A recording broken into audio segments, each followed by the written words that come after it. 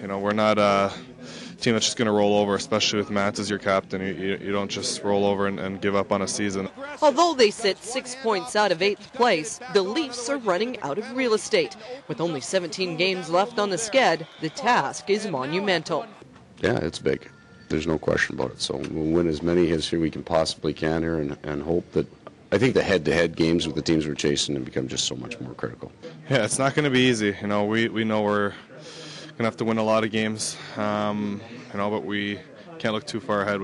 Interim GM Cliff Fletcher made no secret about it. The club would be sellers on trade deadline day. The movement of 3 veterans out of town for a handful of draft picks has the Leafs relying heavily on Marlies to flesh out their roster.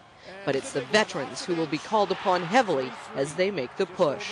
Perfect example of it was last night when Matt's carried us on his shoulder. I mean, we're going to need that from everybody and contributions from everybody if this thing's really going to happen. The higher end guys now, and that's who you want on the ice, and that's who you want to put that pressure on. The fact of the matter is, it almost becomes in some ways easier to run the bench because you're putting the big guys out in almost every important situation. You know, a lot of guys have played a lot this year, and obviously some guys' roles will change and you'll be relied on a bit more. But these guys coming out from the Marlies have they filled in nicely.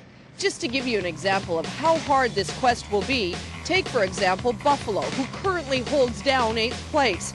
If they go 500 in their last 18 games, that would mean Toronto would have to win 13 out of their last 17 to even give themselves a chance to make it into the playoffs.